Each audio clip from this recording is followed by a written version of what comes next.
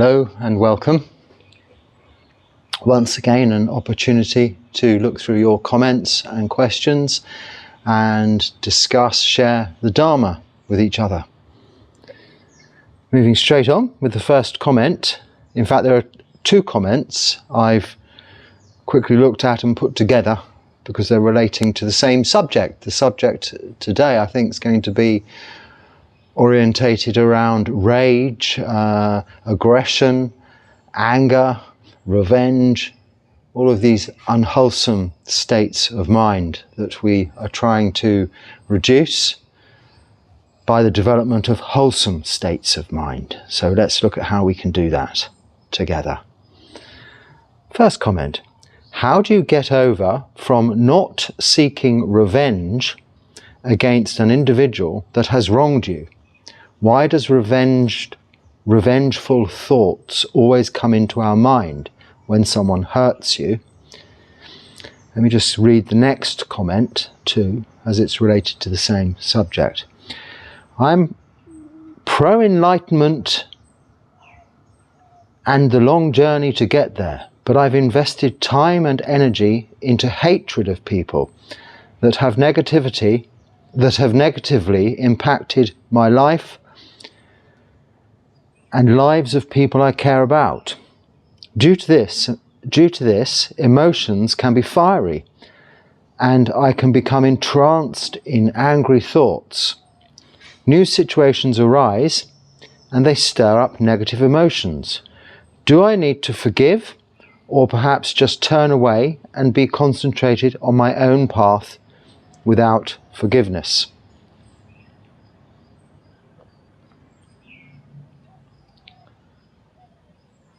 Okay, let's talk about anger and revenge, self-righteous indignation, that feeling that we're right and everyone else, the world, the universe, is wrong, and oh dear, why must it be that way? I'm stamping my feet, I'm walking out of here, I'm shouting at someone, I'm getting angry, I'm annoyed. These feelings that come up are coming up as a result of still, like all negative emotions, the fundamental root causes: greed, hatred, delusion. Lobha, dosa, moha in the Pali words. These root defilements are the basis of all suffering. Can be summed up in desire to have what we haven't got, or to desire to not have a situation or something that prevails, something we have we don't like pain, or someone who is annoying us, making us angry, or not agreeing with us. Essentially, delusion, not understanding, different from ignorance, as I've explained before. Ignorance is a lack of knowledge, lack of information, whereas delusion, you can have all of the information and knowledge, but unable to put it into practice. So, looking at these comments, you both know the consequences of feeling angry. You know the consequences of feeling resentful or revengeful. You feel unhappy as a result of the unwholesome mind states you develop through this anger or seeking revenge feeling. And this doesn't make you feel content. Initially, as in the sutta with the honey-tipped arrow, we hear that anger, revenge, is like a honey-tipped arrow in that it's sweet in the first instance, has an attraction, but then afterwards just causes pain and suffering. That pain and suffering is generated not by your aggressor whom has made you angry, but by yourself acting on that revengeful feeling, trying to take the sweetness from something that is ultimately going to be painful. You know this, but you're not understanding the consequences That is delusion. So greed, hatred and delusion are all a part of anger or revenge or self-righteous indignation, stemming from expectations. What is anger? It's, well, when everything doesn't go as you expected it to, or the way you'd like it to, the way you'd planned it to, the way you wanted it to. It makes you angry.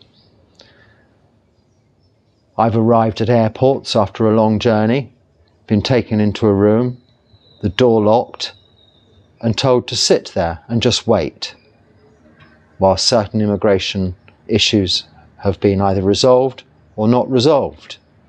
This wasn't as I expected it to be, and the first reaction was to feel angry.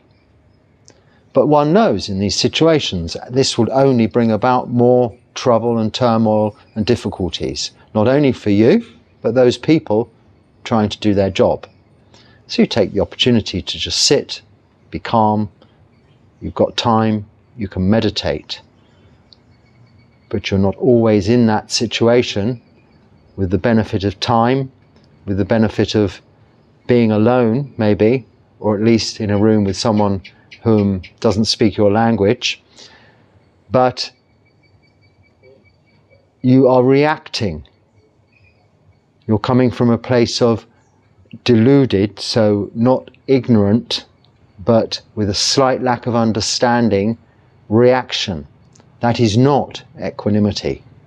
Equanimity is considered thought, opinion, understanding. Well, all things are unsatisfactory, aren't they? Everything is suffering. We know that. As a result of being impermanent or unsure, uncertain, and out of our control, we have suffering. This we cannot change. This is the Four Noble Truths, isn't it? There is suffering, a cause of suffering. An end of suffering, yes, and a path leading to the end of suffering. If we're practicing the path, the Noble Eightfold Path, and the two people writing these comments are from the basis of their comments, you're asking how to stop those feelings coming about. It's because you are identifying them as unwholesome mind states.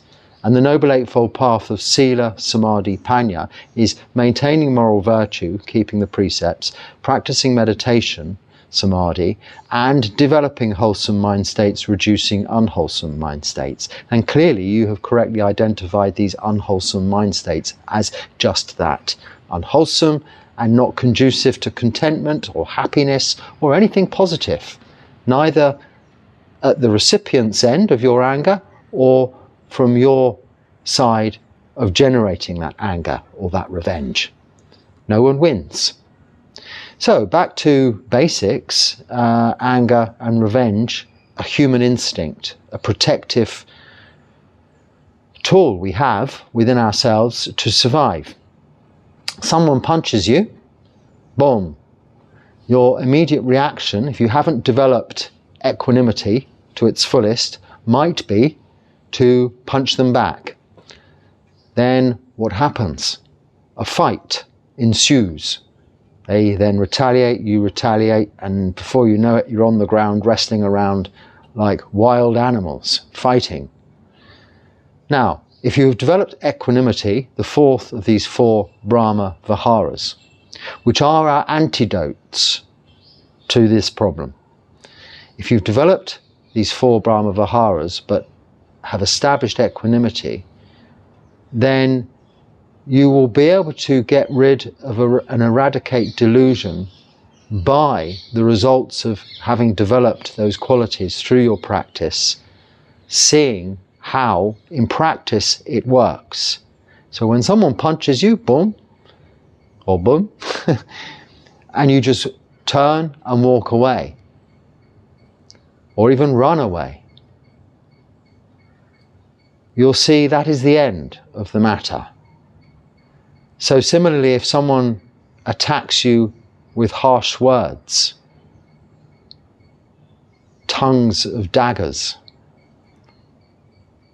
criticizing you, blaming you, even causing you disruption in your life, telling untruths about you. The opposites to wholesome speech. Right speech is so very important in the Noble Eightfold Path. And the opposite of right speech can be so harmful. And if you're the victim of untruthful speech, of unkind speech, of aggressive speech, of inappropriately timed speech, then you're going to be feeling very victimized, and you may suffer your conditions surrounding you. You may have a job that as a result of untruthful accusations you may lose, and feel resentful, anger towards that individual. What we have to do is turn all of that upside down and see that the person whom is your aggressor, your enemy, the person offering you that anger, this cruelty that you're the victim of, is actually the one suffering most. You must feel sorry for that person. They haven't begun to tackle greed, hatred, and delusion. If you have begun to tackle greed, hatred, and delusion by following the Noble Eightfold Path, you will be already developing metta, loving kindness. These are these 4 Brahma Viharas, or heavenly abodes, let's say, called that because when you live in a sense of loving kindness, metta, of compassion, karuna, of joy for others, mudita, and of equanimity, upekkha, then you are living in what can only be described as heavenly abodes, the heavenly realm. It's referred to these Brahma Viharas because it is that. It's like the homes of the gods within ourselves. So whatever sticks and stones are thrown at you, sticks and stones may break your bones, the words can never physically harm you, but mentally can be so destructive, but only when accepted, when taken on board. But even then, when you have developed a degree of wisdom and understanding, and you are not breaking precepts, you're developing wholesome mind states, reducing unwholesome mind states through the practice of meditation, you will actually know that whatever accusations have been made are unfounded, or whatever physical harm is addressed at you is more the problem of the person giving it, the person offering it. It is as a result purely of their own lack of practice, their own inability to understand the harm they're causing themselves. So turn your reaction from wanting to fight back to compassion, karuna. Feeling sorry for them, yes. Pity them. Pity the fool was the expression I remember from something a long time ago. It is their ignorance that is causing them. Think of that expression, pity the fool. And you will have some degree of kindness coming as a result, instead of an aggressive reaction. You might even be able to think of that aggressor in terms of metta, loving kindness. Like it says in the Kalyaniya Metta Sutta with regards to loving kindness, the comparison to that of as a mother loves her child, her only child. This kind of unconditional love. Even if someone's gripping you by the throat, you can know that person has a mother whom whatever that person does, whatever they do in their lives, their mother will always love them unconditionally. So feel sorry for them, feel sorry for their mother. Don't add fuel to the fire of anger and aggression. There's no specific instant cure. The overall development of the practice through the Noble Eightfold Path will result in these qualities of metta, karuna, mudita and upekkha. And anger, indignation, thoughts of revenge will be less frequent, will be your last reaction. Your first reaction should be able to get out of the situation, because of course you must protect yourself. I think another comment coming up, a question, was what does Buddhism say about self-defense? If someone's going to harm you, surely you should protect yourself physically, and therefore isn't it appropriate to use some form of defense? Indeed it is, yes, and it is okay to use reasonable force by way of self-defense.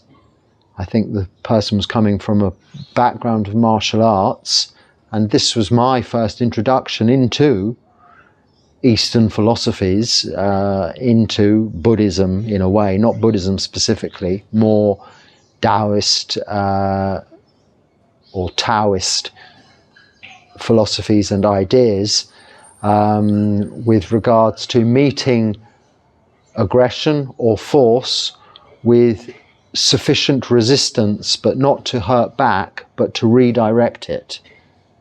So when someone's punching towards you, you can just move aside, but you can direct that punch away from you. And also in this same action, disable your aggressor, but without harming them. In judo, we would lower, rather than throw to the ground, it's more a case of swinging and lowering an aggressor to the ground, and then restraining, so that they can do no more harm to yourself or others. Now, this is acceptable, and it's the other extreme of what can be more damaging and more painful, this mental aggression. Especially, I think, these days with perhaps social media and conversations, even in just the threads of comments on this platform, this channel, I notice sometimes, very seldomly, but a conversation might build in the thread, which is, I don't ever go further than the first level, but I've noticed when I've had to look on occasions that sometimes there can be a toing and froing of debate that is almost passive aggression or passively aggressive, and I'm not going to give any examples, but just stating a firm belief that if your reply, your answer, an individual's reply or an answer isn't as they would expect it to be, a kind of bounce back is an insult or an aggressively toned, well, you're just wrong, or that's however it may end up going.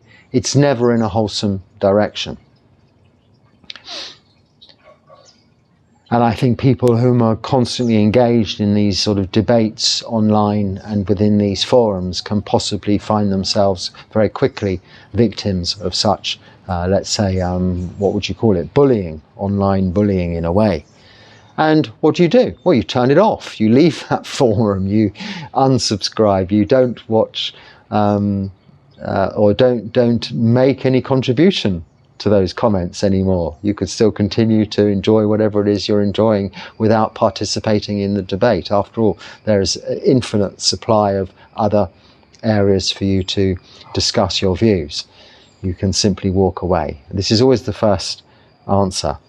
So really, the antidote to anger, the antidote to revengeful thoughts, is to know, firstly, it's coming as a result of you having expectations which are not being met. So reduce or get rid of completely any expectations.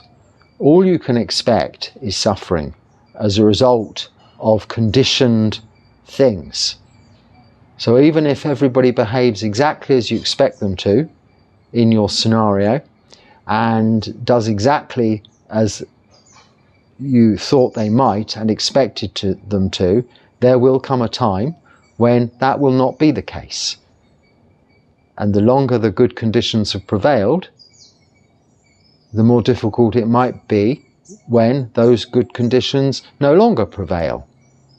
So when you see your glass, your cup, your plate as always already broken, When it breaks, it doesn't come as any surprise. And this is simply understanding the principles of anicca, impermanence, dukkha, suffering, anatta, not self or out of your control.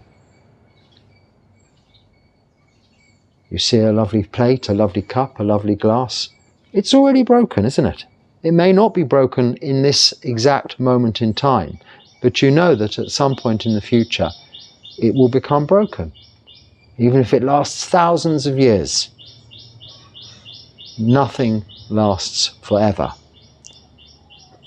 Knowing this in the first instance is how we reduce these expectations. Relationships, similarly, acquaintances, jobs, careers, and then of course our physical bodies and our thinking brains. Nothing's going to go on forever. Knowing this helps you develop that wisdom, that understanding, to reinforce equanimity. Well, that's as expected when it doesn't go according to expectations. You should expect things not to go according to expectations. Then you won't be disappointed. It's as it should be, as it is. The truth, reality.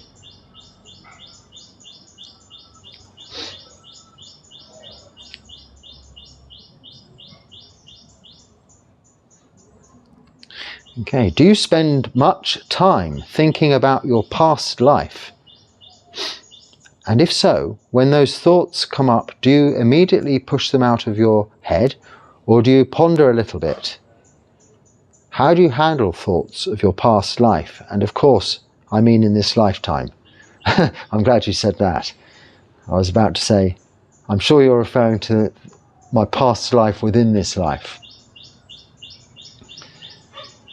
We may or we may not be able to remember our past lives. Where we can see evidence of our past lives, and now I'm talking about before this life, is in things we are inclined naturally to do. Things that come easily to us. If you come from a background, as I did, that has absolutely no connection with Buddhism whatsoever, in a culture that doesn't really know about Buddhist monks, and suddenly you find yourself immersed in that world, but very comfortable within it, where everything comes naturally to you, even living in a completely alien culture as the alien, wearing these robes, when it all comes naturally, without a great deal of training. After all, when we're born, we spend many years, 16 years, learning social skills and the way to live that way.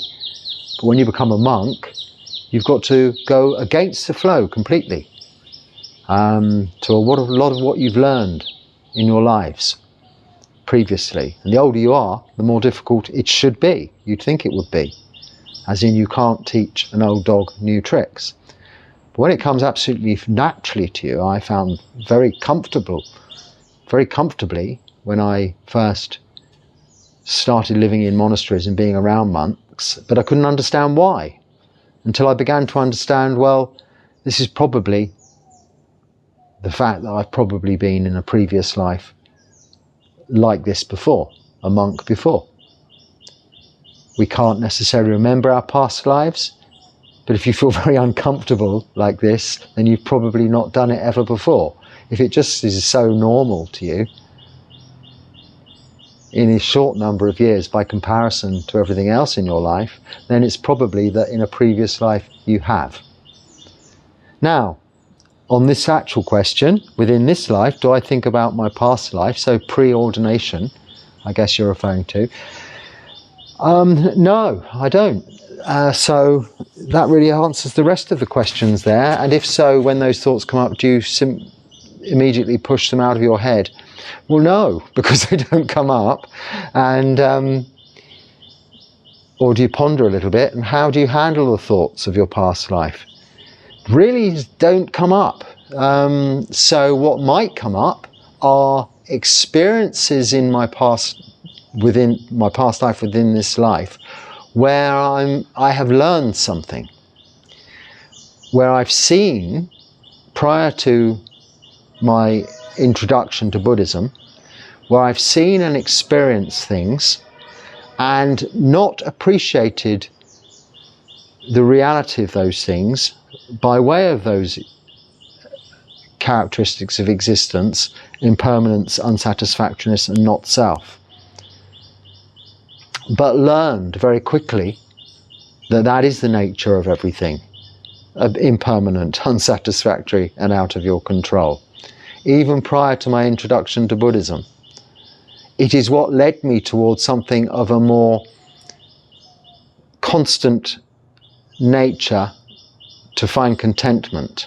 When I found that no longer the new cars, the new holiday destinations, the new relationships, the new restaurants, the new hotels were no longer providing me the gratification, or only so temporarily gratifying, and began to look for something more constant for contentment, and that I found through slowly but surely, without even knowing what it was, nekama, renunciation, letting go of things I really didn't need.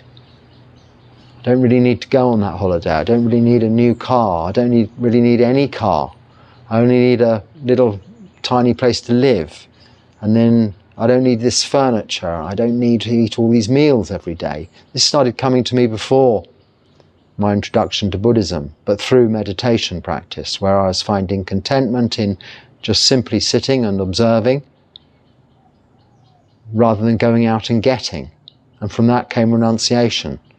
So, having established that understanding, and then by way of my introduction into Buddhism, which was kind of in at the deep end, straight into a Buddhist monastery, and then straight into staying at Buddhist monasteries, and then living in a Buddhist monastery, and then ordination, that very direct path in the practice that I chose, away from my previous life, left no room for that previous life to come to bear. I have no I have many fond memories, but they're just that, memories. Nothing I cling on to or attach to in a way that, oh, I'd like to go back there or do this, because I see that all of that was so impermanent, unsatisfactory, and out of my control. Whereas what I'm doing now has actual tangible evidence of bringing about happiness and contentment through this simple life and this simple practice. You can see where I am, and you see on a weekly basis how I'm living. And over the last 2 years, I've been sharing that with you in different places. This year, just in this one place, because I've eventually found somewhere to settle that brings about such immense contentment and gratification through the simplest of lives and just practice. The past never comes up as a thought.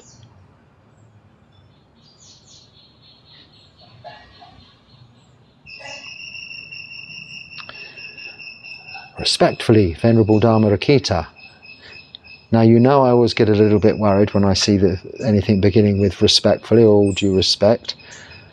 Oh, what's this one? Oh, I wasn't going to read that one because I've replied.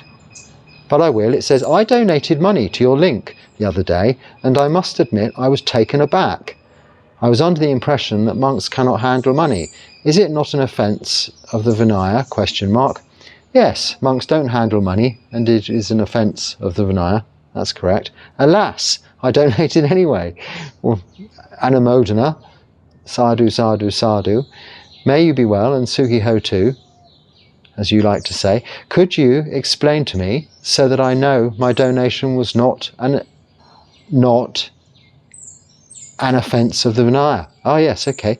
Well, monks do not use money. There are some costs obviously involved in living, and they're met by those kind donations online and handled by lay people. So you see monks living in huge monasteries with temples and stupas and big salas and dharma halls and all of the accommodation associated with that for many monks and guests that visit. They have cars and vehicles and kitchens.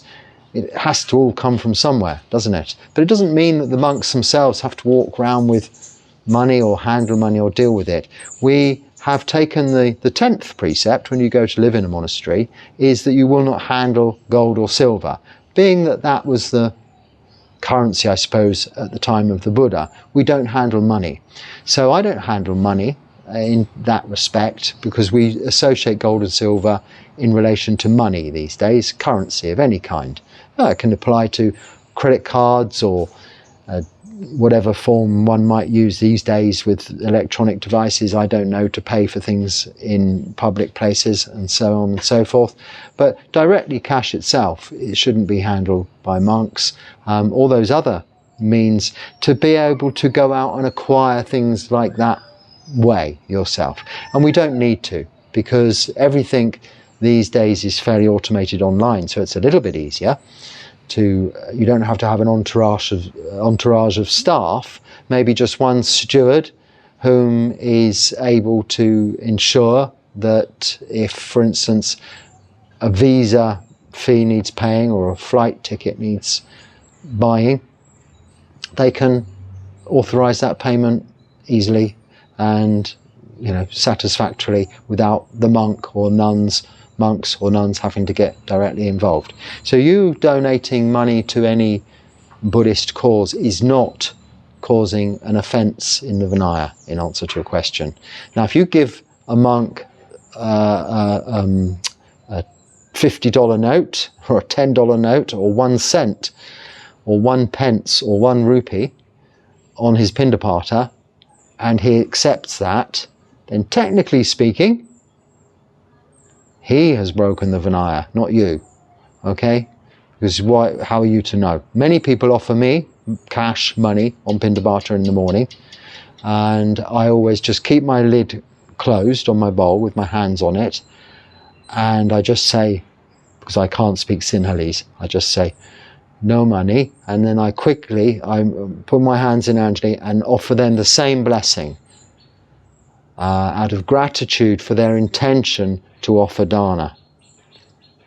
And then often they'll run off to a little place, a little shop that has some food, and buy a biscuit or a little bun or something like that, and come and catch up with me and give that to me, because they quickly understand that this monk doesn't take money. So it's never offensive. You're not committing the offence, but maybe some monks might have a different interpretation on that rule. But I have the strict interpretation of not handling, not using money. So in that case, although you were taken aback, your donation is gratefully received. I think Buddhism is the best religion. Wow, so do I. If you consider it as such, I suppose. Right, but I do not agree with all the doctrines. Can I still be a Buddhist? What doctrines? Doctrines are beliefs. Belief systems or rules associated, let's say, with those beliefs. You have to believe this, you have to believe that. There is no such thing in Buddhism. Now, that's not to say that with different geographical and cultural influences in different places, different countries, even the difference between the northern school and the southern school of Buddhism, which is a far broader geographical range, there is a huge variance on the understanding of what Buddhism is. And it can be a huge organized religion, as it is in this country and in Thailand and in Myanmar, those countries that are immediately surrounding India, where it's spread to first. So it's retained the original Theravada nature, way of the elders, in the basis of the practice, and that it comes from the Pali Canon, which is an older scripture, the teachings of the Buddha, that is, once written down, albeit some years, hundreds of years after his parinibbana, his death. It's earlier than that of the northern school, perhaps the Mahayana suttas, which were written down in a different language, in Sanskrit. and maybe not as old, the Pali Canon that is, as some other smaller versions hidden around in all sorts of places, like Gandharan scrolls and all sorts of things that I don't know much about. But essentially, broadly speaking, the Pali Canon, which consists of the Vinaya Pitaka, and those are the rules or guidelines, code of conduct for monks and nuns. So you don't need to worry about that, even if you think that those many rules are doctrinal. Again, they're not. They're supportive of the practice. A code of conduct, I refer to the Vinaya as. The suttas, which are the teachings, and then the Abhidharma, which is a later canonical commentary, really, canonical addition to the original suttas, and closer and more detailed examination on the workings of the mind in terms of the practice of meditation and development of wisdom in that respect. So really the core central part of the Buddha's teachings are the Sutta Pitaka, the suttas. So the short discourses, the middle-length discourses, the longer discourses, the connected discourses, the numerical discourses, and then within that you have some good summaries like the Dhammapada, and then there's some nice verses, poetical, is that a word? Poetical. Anyway, gathas, got a bit of a mental block on this word to do with poetry.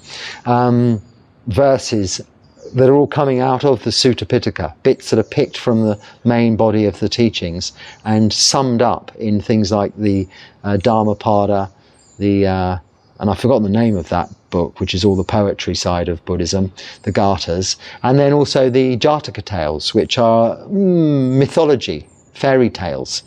They're called Jataka tales. They're tales, stories of the Buddha's past lives. But they're very, like all mythological fables, fairy stories even, they're educational. They're ways of applying the Buddha's teachings by way of a nice, easy to remember story in an easy way to get to understand the nature of the core teachings of Buddhism. But essentially, those core teachings of Buddhism, the Four Noble Truths and the Noble Eightfold Path, is the same throughout all of Buddhism all over the world. It's just all of the additional cultural and geographical influences that have been added on top that might make it seem like religiosity, organized religion, all big pomp and circumstance, lots of things going on. And you do see that. There's a lot of that.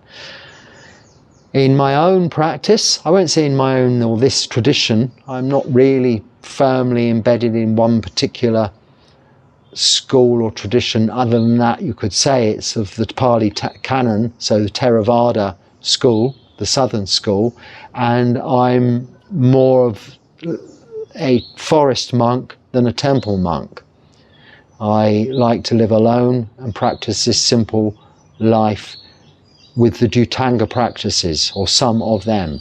They're the more ascetic side of our practice that the Buddha allowed, but not an essential part. Most monks these days, because there are many in countries that are Buddhist countries, would live in a more communal environment with many monks living together, having teaching organizations, educational facilities, etc., social facilities, all sorts of welfare things going on, big organizations. That's all additional optional extras, but everything still revolves around the Four Noble Truths and the Noble Eightfold Path. And for monks and nuns, the Vinaya Pitaka, our rules, our code of conduct. So doctrine, there is none. There's no way one saying you must worship at this time, you must practice this way. There's no one saying you must believe in this God and that only God, otherwise you're not a Buddhist. You're a Buddhist if you're practicing keeping precepts, trying to keep precepts. You're practicing meditation, you're trying to meditate, and you're practicing wisdom. You're trying to develop wisdom. By that I mean not intellectual knowledge, but reduction of unwholesome mind states and development of wholesome mind states. So you're still a Buddhist. Not can be a Buddhist, you are a Buddhist. Watching this, you're a Buddhist. Have you ever heard of green Tara? Yes, I've heard of green Tara, but I don't know anything about it. Her. him, them. See? How many different hells are there that a Buddhist, that buddies can go to, a Buddhist can go to, that a Buddhist can go to, it says here. So,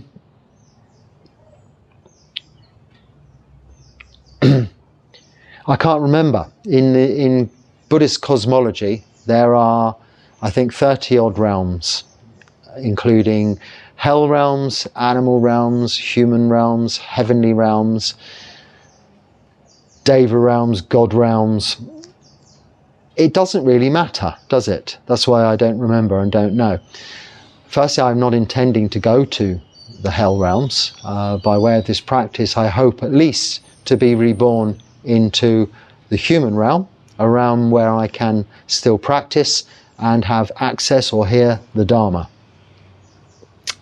Now, you may think that you need to know the number of hell realms because you start at one, the lower one, and go up in stages, like a lift from the ground floor to the top floor. It doesn't work like that. We cannot predict the nature or understand the nature of vipaka. That is the results of karma. Karma is just our actions of body, speech and mind. Vipaka is the results of those actions. How that vipaka manifests, we cannot predict. It's not strictly mathematical. It's not that you kill one person will kill you. It's not that you steal one pen, someone will steal a pen from you. You might kill 5 people countless millions of lifetimes ago. And one day in the future, countless of millions of lifetimes ahead, you might have some unfortunate event happen to you as a result of that bad action. But because of all the accumulation of good things you do in the interim period, that's been put on the back burner. But you will have to pay it back at some point, but it will be in a time where it may be, if you're practicing well, seem quite insignificant. Like Angulimala, who killed all those people, or Devadatta, or some of these people whom literally had a scratch to the head or a rock hit them or something like that, and it was inconsequential at the time, didn't kill them, but might have if it wasn't for the fact that they'd built up so much good karma, diluting the bad karma. So what were we talking about? Hell realms, yes. So you don't get in, so say there's 5 hell realms or 3 hell realms. You don't have to go through number 1, 2, 3 and then get out at the top. You can go straight to the top. You can avoid them completely by doing good now. So all of your actions of body, speech and mind in the present moment are all you can deal with. You can't predict the future, and whatever you've done in the past is done, finished with, cannot be changed. So you concentrate on sila now, in the here and now, present moment. And that will, if you keep at that, maintaining, just keeping the 5 precepts is enough. And then that will allow you to meditate and develop wisdom. But just keeping the 5 precepts is enough for you to remain in the human realm or above. And perhaps never go to the hell realms. Maybe if you went by some transgression to the hell realm, you might be there for a very short time. But time and realms and hell realms and things like that is irrelevant because they're supposedly so much longer. Unless you've had first-hand experience of these things, then you're only believing, reading about. It's fairy tales, it's fables, it's fairy stories, whatever, to give us an idea of doing good and doing bad, the results of doing good and doing bad. They're not the doctrinal, essential belief of a heaven and a hell that one might have in theistic creator God type religions. Buddhism is not that. These other realms are an unknown quantity unless you've experienced them or can remember those experiences. So what we concentrate on is the here and now, the present moment, the realm you're in.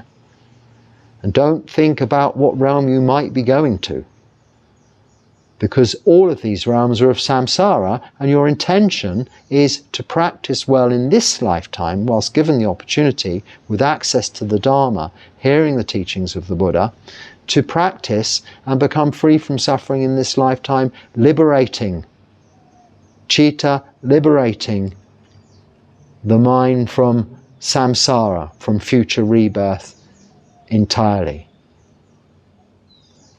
This is ultimately nibbana and parinibbana, when this physical body and thinking brain dies, liberation from samsara, inclusive of all those realms. So on that note, think with that intention firmly founded and based in your mind to liberate yourself from all suffering by way of this practice, and then you're moving in the right direction. And I hope with these points I've made today, there's something you might find useful. And if not, then just let it go. Don't let it bother you. Until next time, be happy and stay well. Sukhi Hotu.